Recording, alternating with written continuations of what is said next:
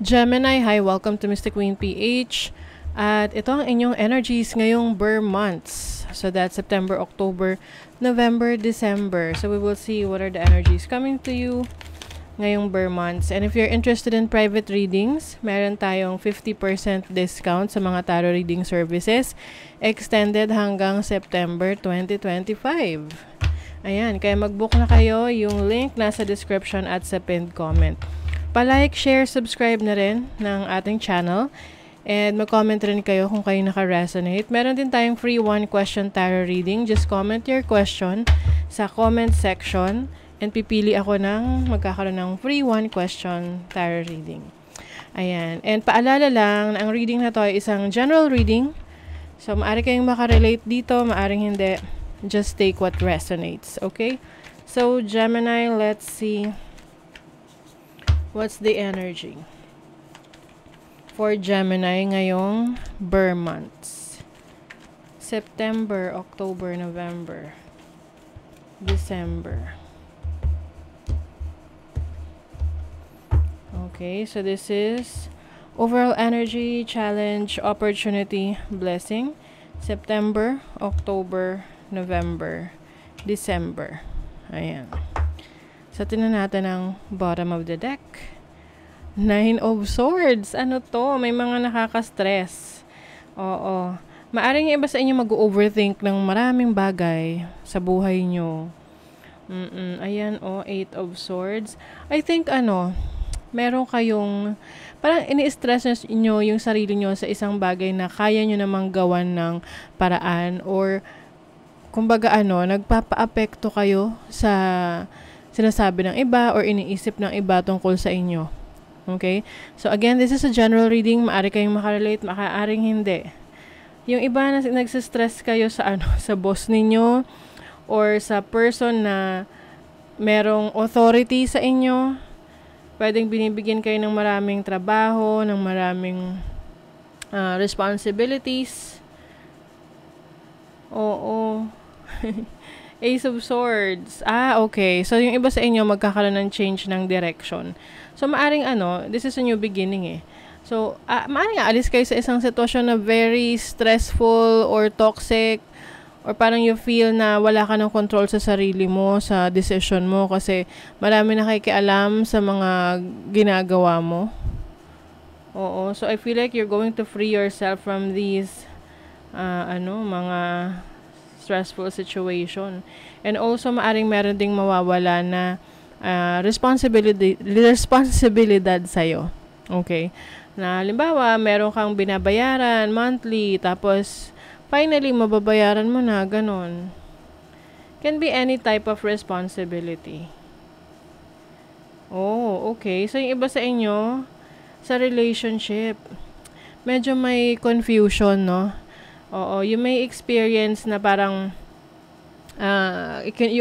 pwedeng kina-question mo yung interest or at intention ng isang tao sa'yo. Pero hindi mo sinasabi, like hindi mo pinapaalam dun sa taong yun na medyo nag-aalangan ka sa kanya. This can be anyone ha, pwedeng sa romantic connection, sa friendship, or anyone that is close to you. So, your overall energy is, the 9 of Pentacles. I think ang maaaring makapagpa-stress sa inyo, may kinalaman sa relationship. Pagdating kasi sa pera, maganda ang energies ninyo. May prosperity, may stability. Some of you are becoming more independent or pwedeng independent na kayo for so long. Pero maraming responsibilities at finally, yung iba sa inyo mababawasan na yung responsibilidad na yan. Kaya mas marami na kayong may ipon, mas makakapag-focus kayo sa sarili nyo, sa pag-aalaga nyo sa sarili nyo ngayong Burr months. And then your challenge is the 5 of Cups. Okay. So this is about loss, leaving a situation. So maaring, ito yung challenge sa'yo kung paano ka aalis sa isang sitwasyon na alam mong it's no longer working for you. Alam mo yung tipong nagsasayang ka na lang ng oras, panahon, effort mo doon. Oo. So, yun yung challenge mo. Kumbaga, ikaw rin yung magpapalaya sa sarili mo. And then your opportunity, ang ganda, 'di ba? Bumawi naman talaga, Gemini. Maari kasing sa ngayon, yun yung pinagdadaanan ninyo, pero may mga magbabago, no? Ngayong Burr months for you. The Six of Wands is about victory, triumph, tagumpay. Ayan, no? Magiging matagumpay ka sa mga ipupurso mo sa buhay. Meron din ditong some sort of popularity. So, maaring kung ang career mo, business mo, nasa social media, you will gain a lot of attention. And marirecognize yung iyong mga abilidad, yung mga ginagawa mo. Ayan, so there's victory. Meron ka rin opportunity na i-showcase yung skills mo, yung galing mo, yung talento mo. So, marami makaka-appreciate sa'yo. And then, your blessing is the Strength card. Uy, ang ganda nito as a blessing. 'Di ba? Kasi yung mga challenges, nandiyan naman talaga yan. Darating at darating yan sa atin. Kasi yun yung magpapatibay sa atin. Ang importante is meron tayong lakas para na i-handle yon. 'Di ba? Yun yung importante. We have the strength that we need to handle any challenges para ma-overcome natin. And that is your blessing. Yung iba sa inyo, blessing nyo, malakas na pangangatawan, healthy yung lifestyle ng iba sa inyo. Yung mismong energy na yun, yung lakas na yun, yun yung magpapatibay sa inyo. Ayan. That is your blessing. Your courage, your strength, and your control. Ayan. And also yung confidence mo rin. Blessing din yan. Kasi maraming tao na hindi confident sa sarili nila. And yun yung parang pumipigil sa kanila na magawa yung gusto nila. Kasi nga, yung iba nahihiya, no? Wala masyadong tiwala sa sarili. But your blessing is your confidence. Na dadalhin ka niyan sa maraming success sa buhay. Maraming experiences. So, your September is the Hermit. So, you are reassessing your situation. Maari ngayon September, nagpo-focus ka sa sarili mo, nagsa-self-reflection ka na ano ba yung mga bagay na dapat mong ayusin sa sarili mo, dapat mong i-let go. This is healing and solitude. Yung iba sa inyo iiwas sa mga toxic na tao, stressful na situation, to focus on the solution sa mga problema or challenges na kinakaharap ninyo. And then, October, ang ganda. You are stepping into your own power pagdating ng October. The Magician is about your action, your skills. So, you are finally taking action pagdating sa mga abilities mo na hindi na lang yan yung parang, okay, let's say for example, alam mo magaling kang kumanta, magaling kang sumayaw, or talented ka sa pagsusulat. Pero, sinasarili mo lang, 'di ba? So, ngayong October, you're going to showcase your talents and skills. And that is the opportunity na darating sa'yo. You will be recognized. People will see you. People will love you. People will admire you. Marami kang mga admirers, mga hahanga sa galing mo. And maari ring meron kang minamanifest ngayong October na matutupad, no? Lalo na kung may kinalaman yan sa fame, recognition, accomplishment, yan. So, September, October, November, Page of Cups. Yung mga single dyan, pagdating ng November, possible there is a new person coming in. Ano pa lang to, no? Yung parang nagsisimula pa lang.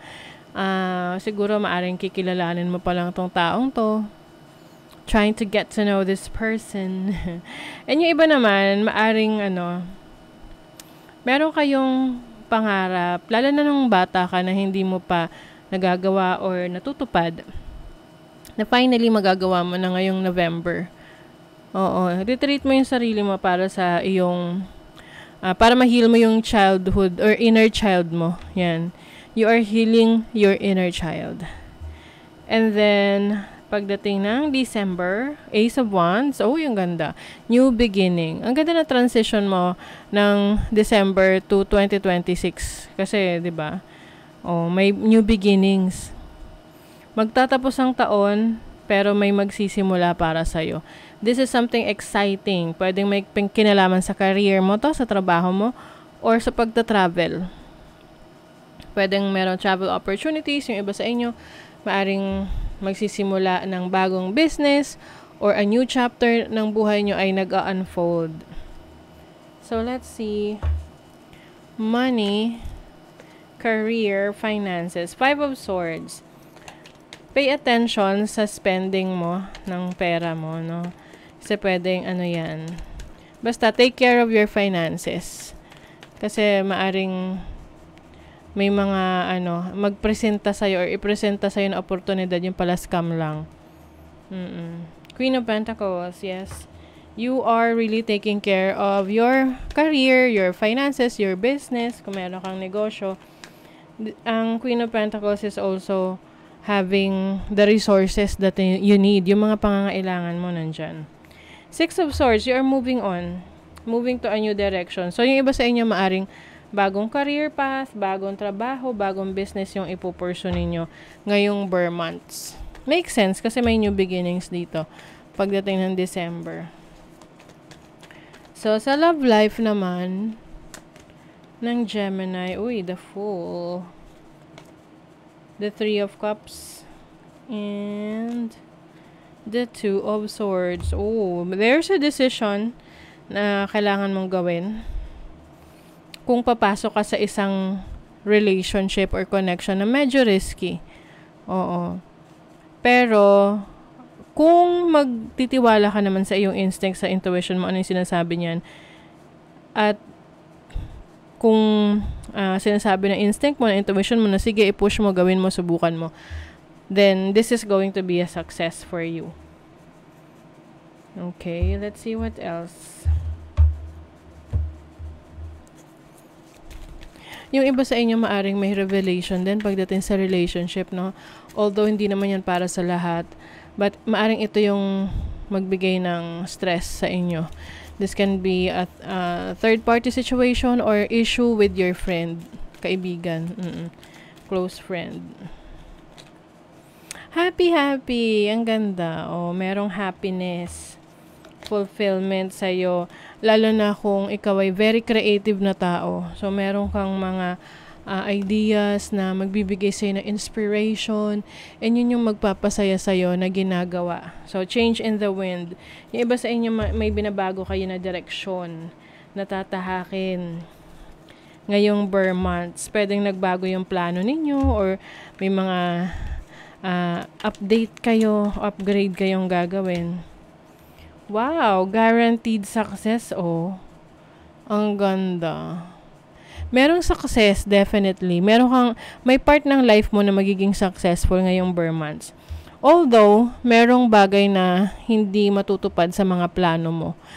Isipin mo na lang na kung ano man yung hindi mag-work para sa'yo ngayong Burr months, ibig sabihin, it's not for you. Okay? Meron pang mas maganda na para sa'yo. Something important such as a new job or a raise. Diba? May bagong trabaho, career for you, or pag-increase ng income ninyo ngayong Burr months. So, congratulations na sa inyo, Gemini, in advance. Speak your truth, have strength, faith, and conviction in your voice. It has never been more needed. Yes, so mas magiging totoo ka sa sarili mo, mag-express ka ng nararamdaman mo, na kumbaga hindi mo na ipipigilan yan, no? Hindi mo na iisipin yung sasabihin ng ibang tao sa'yo, kasi importante, totoo ka sa sarili mo. 'Di ba? Acceptance, embrace who you are. Yes, pagiging totoo sa sarili, yun na nga yun, authenticity, 'di ba? You are embracing your true self. At dahil doon, mas matatanggap ka ng mga taong nakaka-resonate or nag-a-align sa values mo, sa visions mo, 'di ba? At sa mga goals mo. So that is your reading, Gemini. Thank you so much. See you again.